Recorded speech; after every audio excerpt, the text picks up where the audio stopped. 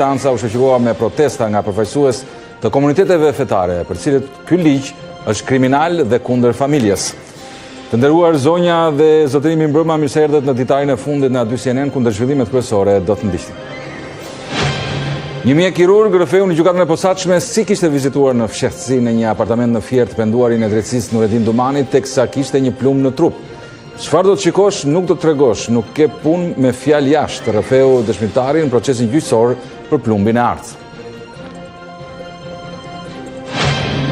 Fitoria e Mamdanit në New York ka inkurajuar partitë e majta rreth Europës, të cilat shpresojnë se agenda radikale socialiste do të frenojë fuqizimin e partive të ekstremit të djathtë. Nga Londra, në Berlin dhe Paris, të majtët flasin për një vrull të ri në mbështetje të politikave ekonomike socialiste.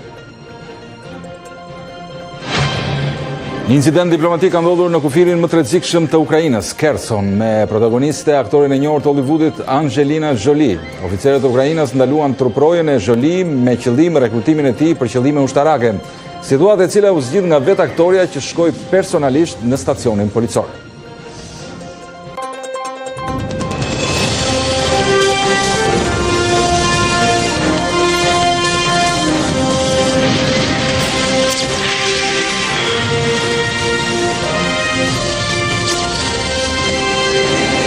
Mirësisht e deklaruam dhe në hyrje të këtij edicioni, edhe pse me debate dhe protestat shumëta gjatë gjithë ditës, Kuvendit ka arritur të miratojë projektligjin e shumë debatuar për barazinë gjinore. Për të mësuar më shumë detaje, kemi ftuar në studio kolegun e A2CNN, Anesti Bajramemaj.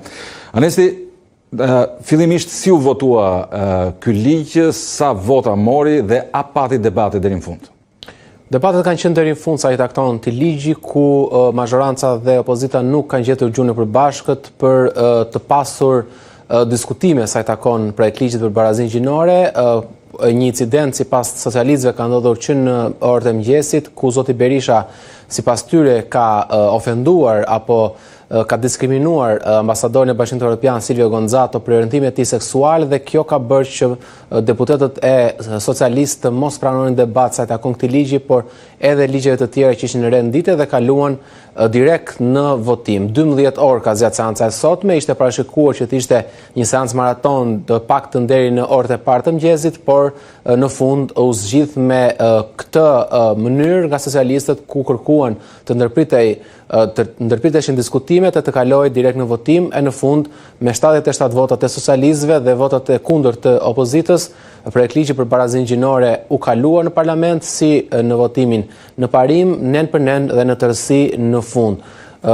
Të dy krahët politik treguan kundërshti deri në fund për këtë projektligj, ndërkohë gjatë gjithë ditës ka pasur protesta nga komunitetet fetare dhe qytetarët sa i takon këtij ligji, të cilët e kanë quajtur kriminal dhe kundër familjes, por nga ana tjetër socialistët thonë se ky është ligj shumë i mirë, na afron me Bashkimin Evropian dhe barazon burrin me gruan. Dhe do doja në fakt cili ishte reagimi i opozitës menjëherë pas miratimit të këtij ligji në fund pra.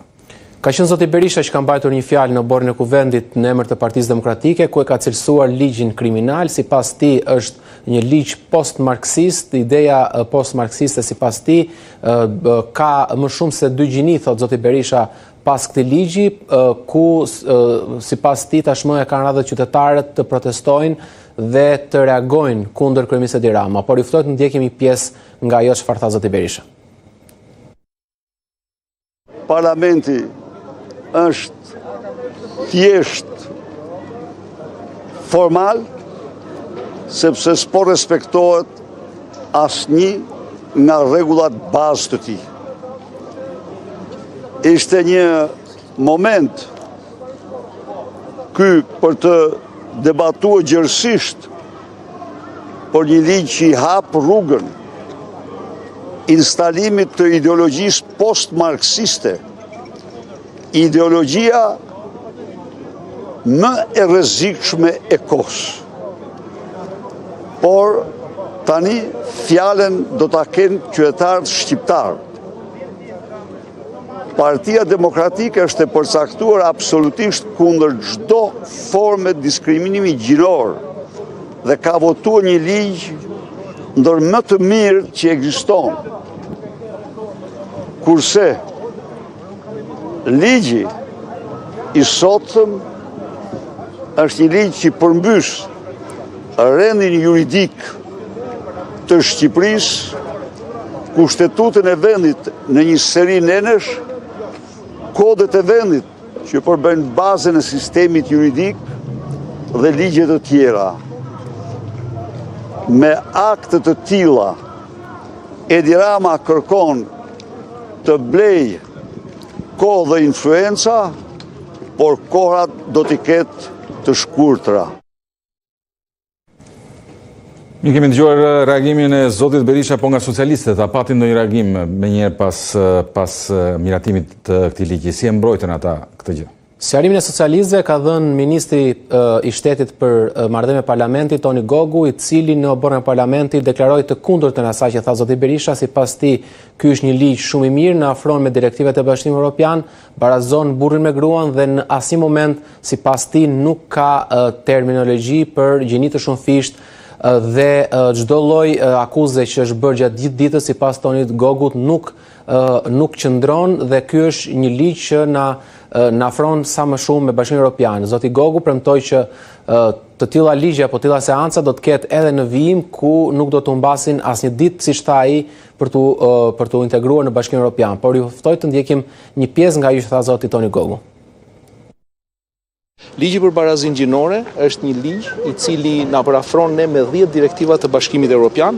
Ai ligj nuk është ideologji, ai është një akt tërësisht i pastër ligjor që është në zemër të drejtës europiane. Dhe kur flet për barazinë gjinore, flet për barazinë burr-grua. Dhe ky është ligji që sot ka kaluar në Kuvendin e Republikës së Shqipërisë. Natyrisht, duke mbrojtur nga diskriminimi, çdo njeri i cili për shumë arsye nuk mundet të mos mbrohet nga shteti shqiptar. Do të qoftë kjo gjinia, qoftë kjo raca, qoftë kjo prejardhja, qoftë kjo arsimi dhe shumë gjëra të tjera. Por kryesore, ai ligj sjell barazim midis burrave dhe grave, në pagat, në vendet e tyre në qeverisje, në përfaqësimin e tyre në shoqëri, në arsim, në çdo gjë. Pra, ne jemi një shoqëri që vim nga një e kaluar patriarkale dhe na duhet që patjetër, ashtu siç po ndodh në të gjithë shoqërinë shqiptare, kemi bërë një super udhtim dhe ju e shikoni rolin e grave në qeverisje, shikoni rolin e graves në ligjbërje, shikoni rolin e grave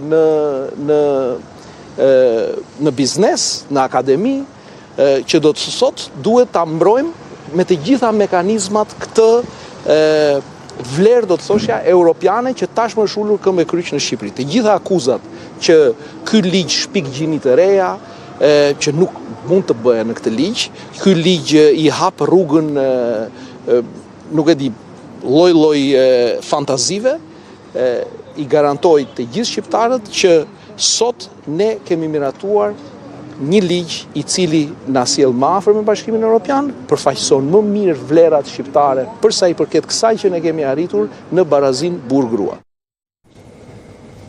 Mirë, pavarësisht të gjithë këtyre debateve, të dyja palët e gjetën kohën dhe konsensusin për të miratuar pikërisht emrat për 2 komisionet apo jo territoriale dhe zgjedhore.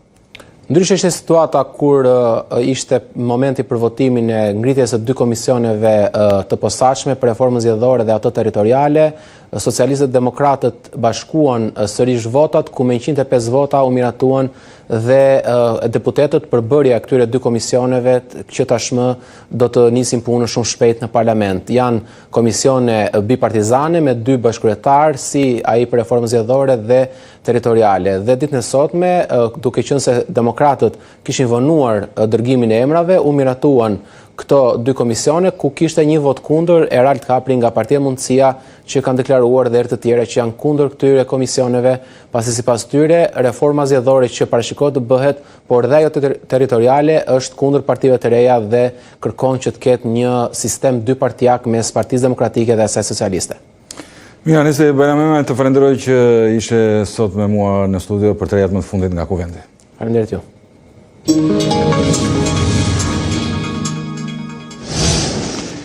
Julian Malej, mjeku kirurg që mjekoi të penduarin Nurettin Dumani teksa i fshihej policisë, dëshmoi të njëjtën në procesin ndaj të akuzuarve të plumbit të ardhur në gjykatën e posaçme. Mjeku tha se e kishin dërguar në një apartament ku ishte një plagosur që nuk e njihte dhe se e kishin porositur të mos tregonte se ç'kishte parë. Një mjek kirurg rrëfeu në gjykatën e posaçme si kishte vizituar në fshehtësi në një apartament në Fier të penduarin e drejtësisë Nuredin Dumani, teksa kishte një plagë të freskët plumbi në trup. I thirrur nga SPAK në procesin ndaj të akuzuarve të dosjes plumbi i art, mjeku Julian Malaj tha se nuk e njihte personin që kishte vizituar dhe as që e dinte se ishte Nuredin Dumani. Në të njëjtin apartament, Dumani u arrestuan nga policia marsin e vitit 2024, ku po fshihi pas atentatit ndaj tij në aksin rrugor Elbasan Peqin, për të cilin veti penduari ka treguar në gjykatë se ka shquar taloçelën mes atentatorëve. Nga karrigja e dëshmitarit, kirurgu tha se kishte qenë ora 9:30 kur i kishte telefonuar dikush dhe i kishte kërkuar për një vizitë në shtëpi. Më mori me makinë një person që nuk e njihja e që çalonte. Më çoi në ca rrugica që nuk po e kuptoja se ku po shkoja. U futëm në një garazh, më pas përdorëm ashensorin për të ngjitur në një apartament. Aty më thanë që çfarë do të shikosh atje, nuk do ta tregosh. Nuk e punë me fjalë jashtë. Më tej kirurgu tha se në apartament në një shtrat kishte parë një person të fashuar në pjesën e shpinës. Ishte një kaçurrels. Unë thash që ky është për operacion. Ai kishte një plagë me armë zjarri pranë shtullës kurrizore. Kishte vetëm plagë hyrëse. Plumbi kishte hyrë, por nuk kishte dalë. Nuk mund ta kuptoje trajektoren, por mendova se mund t'i kishte prekur edhe mushkërinë. Duke ju referuar ashensorit, dëshmitari tha se apartamenti ishte në kat të 5, por se në cilën zonë të Fierit nuk mund ta lokalizonte. Nuk fola me të plagosurin. As një minutë nuk zgjati qëndrimi im aty. Kur u ktheva për në spital, pash një mjet që po më ndiqte nga pas. Edhe në shtëpi shkova me frikë atë ditë. Pas arrestimit të Nuredin Dumanit, marsin e vitit të shkuar, mjeku Malaj dhe 3 persona të tjerë u proceduan penalisht nga prokuroria e Fierit për moskallëzim krimi.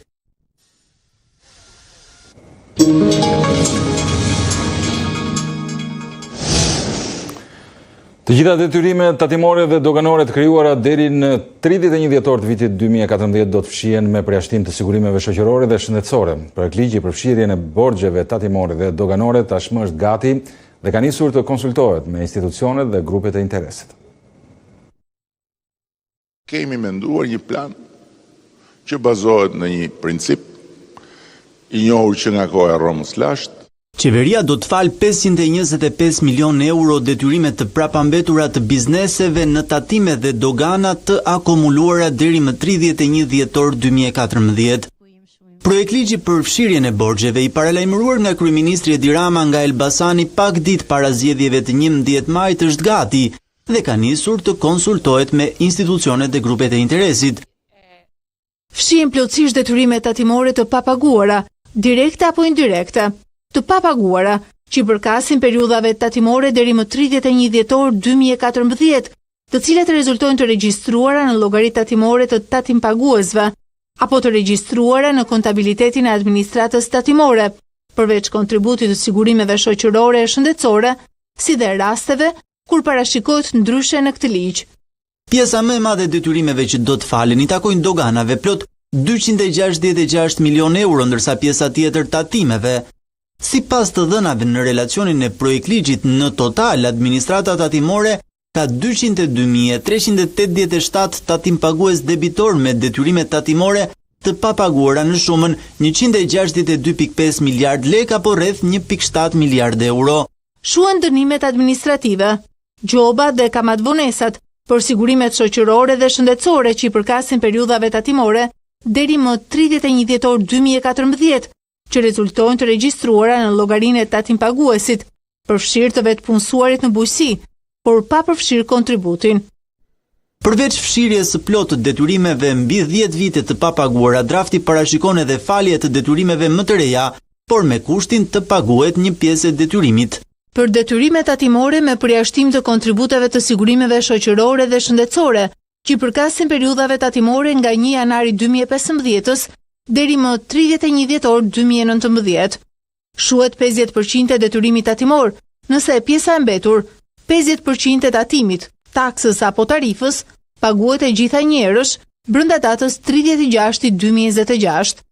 Shuhet 25% e detyrimit tatimor, nëse e pjesa e mbetur, 75% e tatimit, taksës apo tarifës, paguhet me këste mujore të barabarta brenda datës 31/12/2026. Nga paqja fiskale nuk do të përfitojnë të gjithë. Në projektligj është parashikuar që të gjitha bizneset që janë dënuar me vendime gjyqësore të formës prer ose janë në proces gjyqësor apo hetimi për vepra penale në fushën e tatimeve ose doganave nuk do të përfitojnë nga fshirja e detyrimeve. Në Tiranë është qelur edicionin 31 i panairit ndërkombëtar Click Expo Group, një nga ngjarjet më të rëndësishme ekonomike në vend dhe rajon. Në moton Window into the Future, panairi bashkon mbi 250 kompani vendase dhe të huaja, duke promovuar vizionin Shqipëria 2030. Të pranishëm në hapje ishin ministra, diplomat dhe përfaqësues të biznesit që cilësuan këtë event një platformë bashkëpunimi dhe zhvillimi ekonomik për të ardhmen. Edicioni 31 i panairit ndërkombëtar Click Expo Group ka hapur dyert në Pallatin e Kongreseve, duke shënuar një tjetër kapitull suksesi për ekonominë shqiptare. Këtë vit, në moton Windows into the Future, panairi bashkon mbi 250 kompani, vendase të huaja, institucione publike, investitorë dhe profesionistë nga fusha të ndryshme.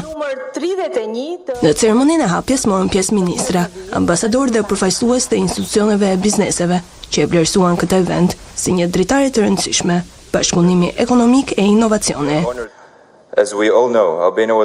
Ky edicioni 31 nuk është vetëm një gur kilometrik, është një pikthese këtë vit. Mirëpresim mbi 250 institucione dhe kompani udhëheqëse, të gjithë duke kontribuar në historinë e Shqipërisë 2030. Ky model nxit bashkëpunimin ndërsektorial aty ku bujësia takon inovacionin, ku energjia fuqizon qëndrueshmërinë dhe ku kultura frymëzon tregtinë. Ndërsa Ministra e Ekonomisë dhe Inovacionit, Delina Ibrahimaj, e cilësoi Klikun si një dëshmi të transformimit ekonomik të Shqipërisë ndër vite. Koncepti që juve prezantoni sot nuk është më një panair i thjesht, por koncepti që keni sot është me prezantimin e vizionit të Shqipërisë 2030, është një Shqipëri që ka potencial për shumë sektorë të ekonomisë. Më vjen mirë që është një Shqipëri që jep oportunitete dhe krijon një klimë biznesi atraktive për gjithë sipërmarrjet e rajonit dhe më gjerë.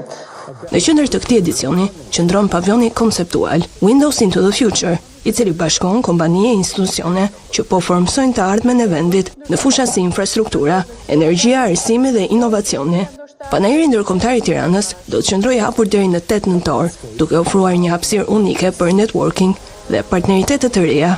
Për i vitet 1994, ky event është ndruar në një traditë që e lidh ekonominë shqiptare me tregjet ndërkombëtare dhe e vendos Tiranën si një qendër rajonale për zhvillim dhe inovacion.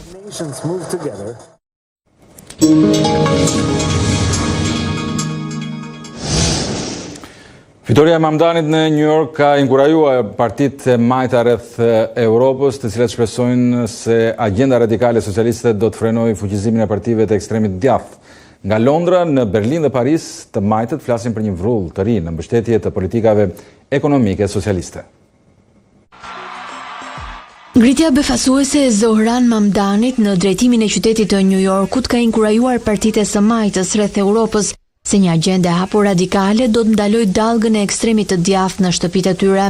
Partitë nga Londra në Berlin përshëndetën fitoren e Mamdanit, 34 vjeçarit që e përshkruan veten si demokrat socialist. Videot virale dhe premtimet e secilit për kontroll të qerave dhe taksa ndaj të pasurve në qytetin simbol të kapitalizmit global prekën telat e votuesve.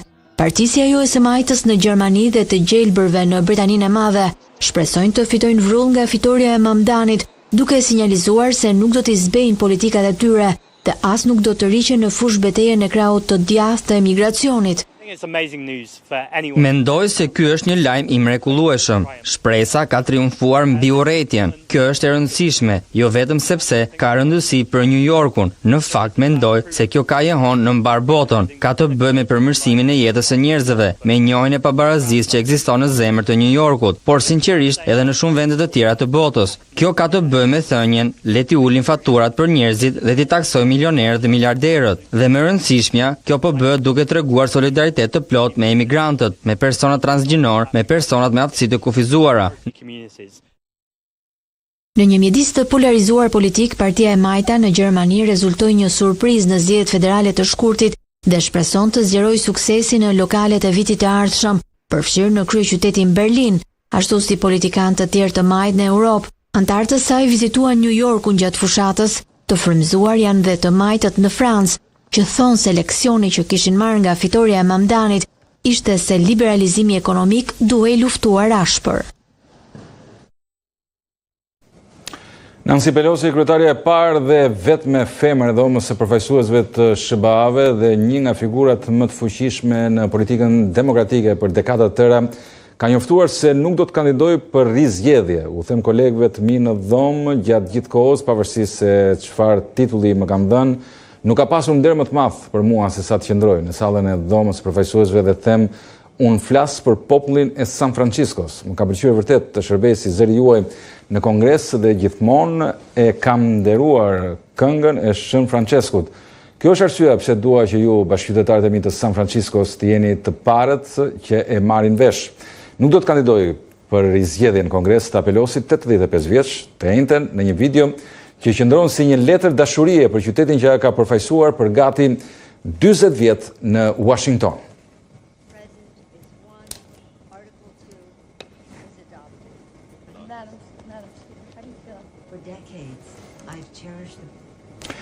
E teksa Kuvendi i Shqipërisë miratoi pikërisht projektligjin të shumë debatuar për barazinë gjinore, ndërkohë Gjykata Supreme këtë të njëjtë në Shtetet e Bashkuara të Amerikës i lejoi administratës së Donald Trump të ndalojë aplikantët për pasaporta amerikane të përcaktojnë seksin që pasqyron identitetin e tyre gjinor në dokument.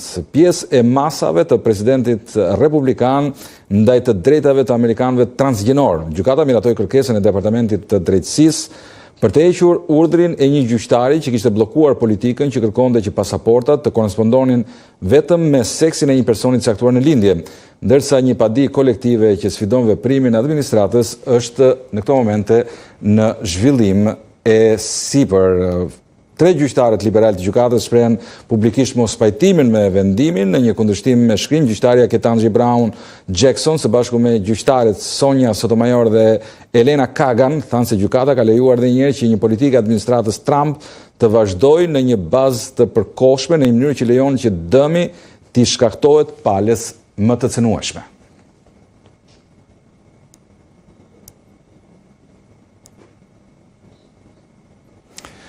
Një incident diplomatik ka ndodhur në kufirin më të rrezikshëm të Ukrainës, Kherson, me protagoniste aktorin e njohur të Hollywoodit Angelina Jolie. Rezulton se gjatë vizitës me natyrë humanitare në Kherson, truproja i Jolie është ndaluar nga oficerët e Ukrainës me qëllim rekrutimin e tij për qëllime ushtarake. Më vonë ishte vetë Jolie e cila zgjidhi situatën duke shkuar personalisht në stacionin policor.